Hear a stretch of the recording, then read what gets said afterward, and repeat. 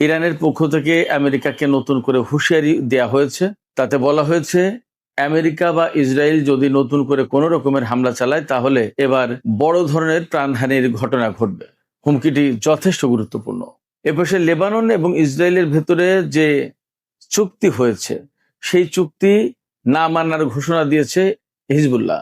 তারা বলেছে এই চুক্তি বাস্তবায়ন করতে গেলে প্রয়োজনে লেবাননের ভেতরে গৃহযুদ্ধ শুরু করবে। এদিকে ইরানের সাথে আমেরিকার টানাপোড়েন উত্তেজনা থাকার পরেও এবং 25 ও 26 জুন ইরান আমেরিকার ভেতরে ছোটখাটো রকমের সংঘর্ষের ঘটনার পরেও হরমুজ প্রণালীতে জাহাজ চলাচলের সংখ্যা বেড়েছে। এদিকে পাকিস্তান এবং ইরানের মধ্যে নতুন করে সম্পর্ক অনেক গভীর হবে বলে যে সমস্ত জল্পনা কল্পনা চলছিল তার বাস্তব রূপ দেখা যাচ্ছে। পাকিস্তান নতুন করে ইরানের তেলের বাজারে ঢুকছে, ইরান থেকে তেল নেবে। শুধু তেল নিয়েই পাকিস্তান ক্ষান্ত হচ্ছে না, ইরানের সাথে রেল এবং সড়ক যোগাযোগ অনেক বাড়াবে।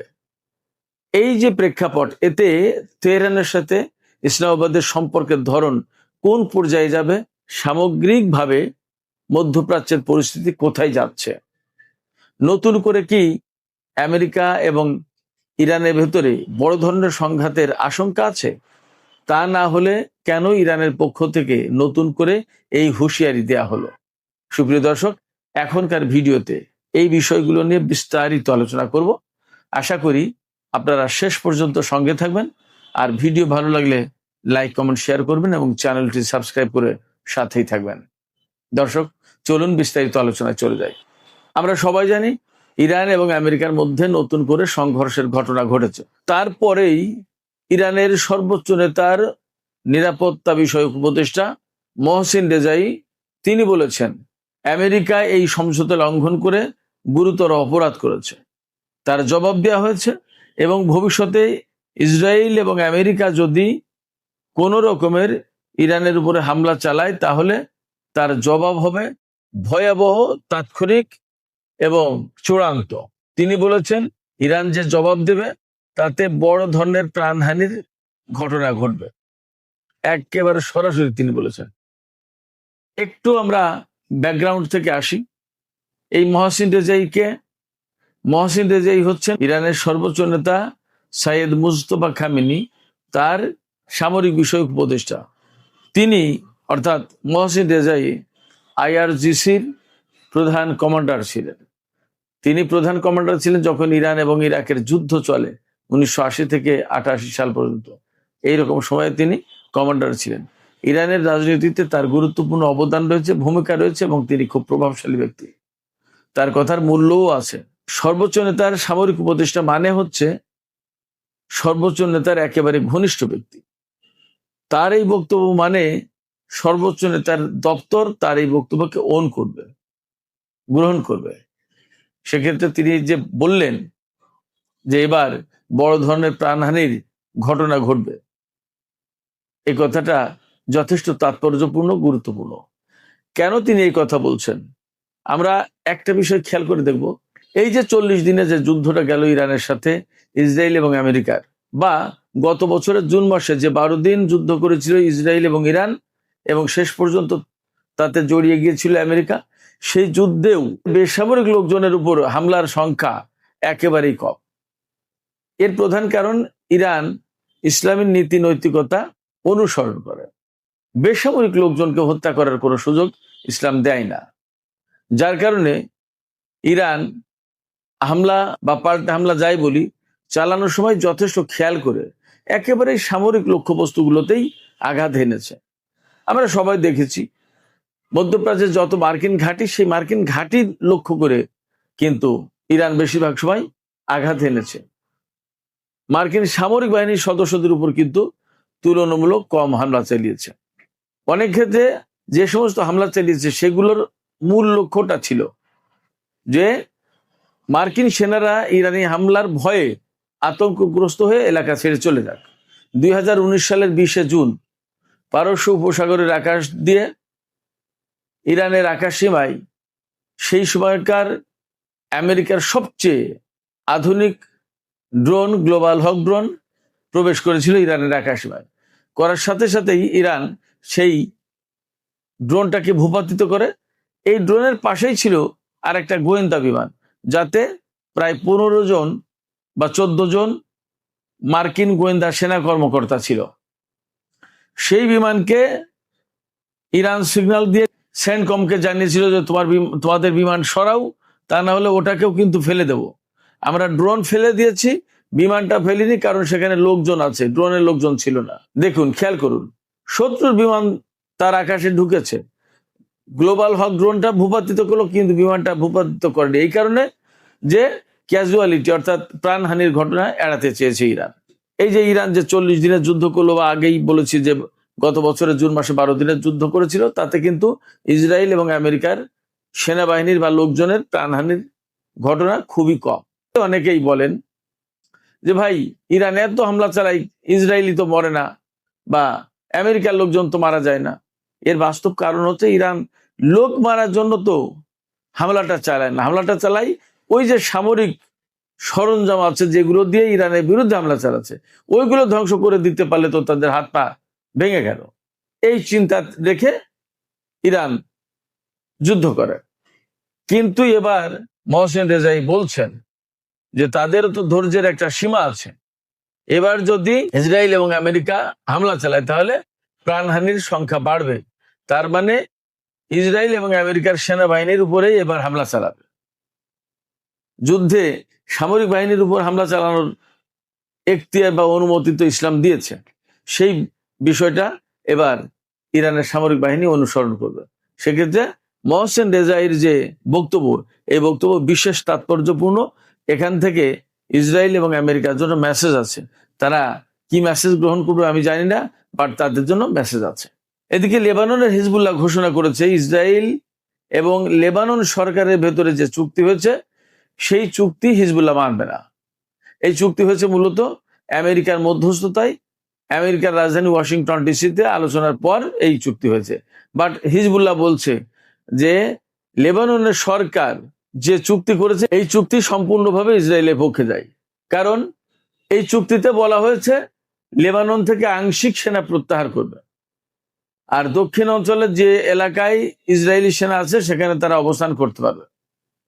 তার মানে লেবাননের একটা অংশ ইসরায়েলিদের দখলদারিত্বের জন্য ব্যবস্থা করে দেওয়া হয়েছে এই চুক্তিতে। হিজবুল্লাহ এই কথা বলছে। ফলে তারা এই চুক্তি মানতে রাজি না। শুধু তাই না, এই চুক্তিতে বলা হয়েছে লেবাননের সরকার হিজবুল্লাহর সদস্যদেরকে, হিজবুল্লাহ যোদ্ধাদেরকে নিরস্ত্রীকরণ করবে, অর্থাৎ তাদের কাছ থেকে আর্মস কেড়ে নেবে। তাদের কাছে আর্মস, অস্ত্র থাকতে পারবে না।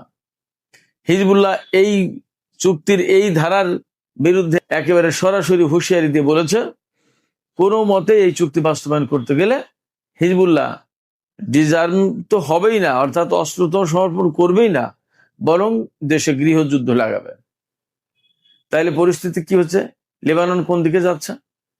এই চুক্তি করে যদি ইসরায়েলের স্বার্থ তাদের হাতে তুলে দেয়া হয় লেবাননের ভেতরে, তার মানে লেবাননকে বিকিয়ে দেয়া হয়, তাহলে হিজবুল্লাহ তো সেটা মানবে না।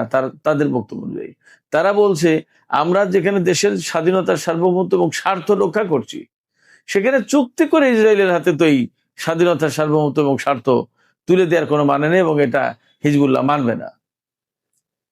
তাতে বোঝা যাচ্ছে লেবাননের পরিস্থিতি এই চুক্তির কারণে আরো জটিল হলো। যেখানে সমাধান হওয়ার কথা সেখানে জটিল করলো, এবং মনে হচ্ছে লেবানন সরকারের সাথে হিজবুল্লাহর একটা বড় রকমের দ্বন্দ্ব শুরু হয়ে যাবে। দেখা যাক, ভবিষ্যতে বলবে। আমরা কয়েকদিন অপেক্ষা করলেই বুঝতে পারবো যে আসলে পরিস্থিতি কোথায় যাচ্ছে। এবার আসি হরমুজ প্রণালী, পারস্য উপসাগরে জাহাজ চলাচল এবং পাকিস্তান আর ইরান, এই দুই দেশের মধ্যে যে স্বার্থগত সম্পর্ক অনেক বেশি গভীর হচ্ছে, সেই সম্পর্কের গভীরতা নিয়ে কিছু আলোচনা করি। প্রথমে আমি হরমুজ প্রণালীতে জাহাজ চলাচল যে বেড়ে গেছে, এই প্রসঙ্গে কথা বলি। প্রথমত, হরমুজ প্রণালী কতটা গুরুত্বপূর্ণ সেটা আমরা সবাই জানি। বিশ্বে যত সার লাগে, রাসায়নিক সার, তার 30%-এর বেশি এই রুট দিয়ে পরিবহন করা হয়। অর্থাৎ মধ্যপ্রাচ্যের বিভিন্ন দেশ থেকে এই সার নিয়ে বিশ্বের বিভিন্ন প্রান্তে পৌঁছে দেওয়া হয়।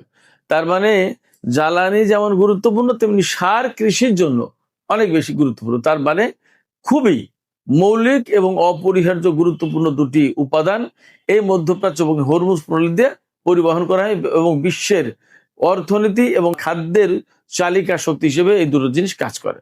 সেই দুটো জিনিস এই হরমুজ প্রণালী দিয়ে পরিবহন করা হয়। কিন্তু যুদ্ধ শুরুর পরপরই ইরান যেহেতু এই হরমুজ প্রণালী বন্ধ করে দিয়েছিল, সেক্ষেত্রে গত কয়েক মাস ধরে মারাত্মক রকমের খারাপ অবস্থায় ছিল। শত শত জাহাজ সেখানে আটকা পড়েছে, শত শত জাহাজের ক্যাপ্টেন, নাবিক, ক্রু সেখানে আটকা পড়েছে। একই সাথে সারা বিশ্বে তেল এবং সারের চালান পৌঁছাতে না পারার কারণে সারা বিশ্বের অর্থনীতি মারাত্মক ঝুঁকির মুখে পড়েছে।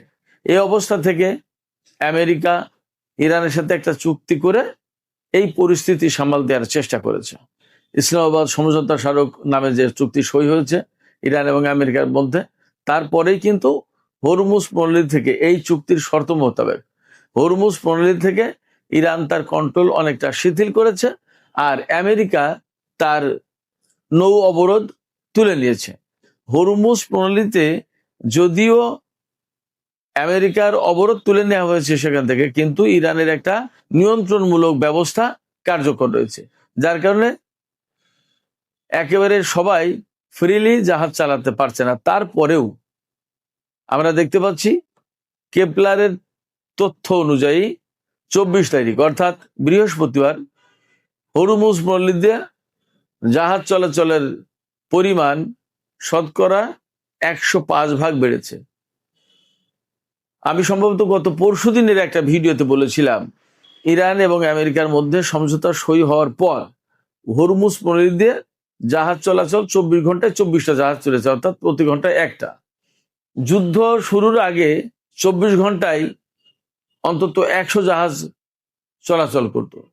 তার মানে দাঁড়াচ্ছে যে ভীষণভাবে জাহাজ চলাচল কমে গেছে। তারপরেও এখন নতুন করে আমি দেখলাম ইন্ডিয়ার এনডিটিভিতে এই তথ্যটা তুলে ধরেছে।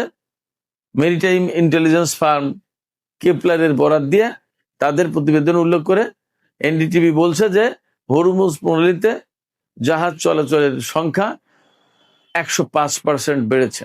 তার মানে এখন প্রতিদিন অন্তত 70টি জাহাজ চলাচল করছে, এর ভেতরে 53টি হচ্ছে বাণিজ্যিক জাহাজ। হরমুজ প্রণালী দিয়ে জাহাজ চলাচল বেড়ে যাওয়া মানেই হচ্ছে বিশ্ব অর্থনীতির জন্য সুখবর। জ্বালানি পরিবহন হচ্ছে, গ্যাস পরিবহন হচ্ছে, সার পরিবহন হচ্ছে।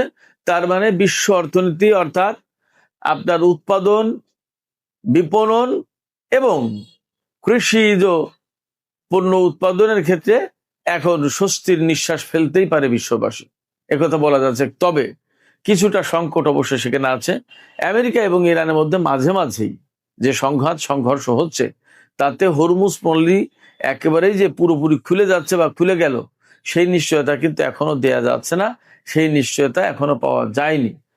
পাশাপাশি আমেরিকা এবং ইরানের মধ্যে পরমাণু ইস্যু নিয়ে যে চূড়ান্ত আলোচনা শুরু হতে যাচ্ছে, সেই জায়গায় কতটা সমাধান আসবে এবং ইরান এবং আমেরিকার ভিতরে আসলে চুক্তি হবে কিনা, নেতানিয়াহুকে বা ইসরায়েলকে মাইনাস করে সাইডে রেখে এই চুক্তি হওয়ার সম্ভাবনা আছে কিনা, এই সমস্ত বিষয়গুলো আমাদেরকে যথেষ্ট ভাবাচ্ছে। এই জায়গা থেকে বলা যাচ্ছে যে চুক্তির ব্যাপারে আমরা আশাবাদী হলেও একেবারে পুরোপুরি আশাবাদী বা নিশ্চিত হওয়া যাচ্ছে না। যতক্ষণ পর্যন্ত আমরা পুরোপুরি আশাবাদী বা নিশ্চিত না হতে পারছি, ততক্ষণ পর্যন্ত হরমুজ প্রণালী দিয়ে জাহাজ চলাচলের নিশ্চয়তা একদম 16 আনা দেয়া যাচ্ছে না। তার মানে এখনো জাহাজ চলাচল পুরোপুরি চালু হওয়ার ব্যাপারে অনিশ্চয়তা রয়ে গেছে। এই ক্ষেত্রে আমেরিকা, ইরান বা সংশ্লিষ্ট সব পক্ষ কতটা দায়িত্বশীল ভূমিকা পালন করতে পারবে তার উপরে ডিপেন্ড করবে এর সফলতা। এই ক্ষেত্রে ইরানের পক্ষ থেকে বা অনেকের পক্ষ থেকে অভিযোগ বা এক ধরনের সন্দেহ, দ্বন্দ্ব, সংশয় প্রকাশ করা হচ্ছে যে এই চুক্তি যাতে ইরানের সাথে আমেরিকার না হয় সেই জন্য ইসরায়েল মারাত্মক রকমের তৎপরতা চালাচ্ছে, এবং তার তৎপরতার কারণে শেষ পর্যন্ত যদি চূড়ান্ত চুক্তি ভেস্তে যায় এবং ইরান আর আমেরিকার মধ্যে যদি চূড়ান্ত চুক্তি না হয়, তাহলে হরমুজ নলির অবস্থা খারাপ হতে পারে, আবার দুই পক্ষের ভেতরে যুদ্ধ সংঘাত শুরু হতে পারে। কিন্তু ইরান আগেই বলে রেখেছে, যদি নতুন করে যুদ্ধ সংঘাত শুরু হয় তাহলে ইরান অবশ্যই এবার এমন হামলা চালাবে যার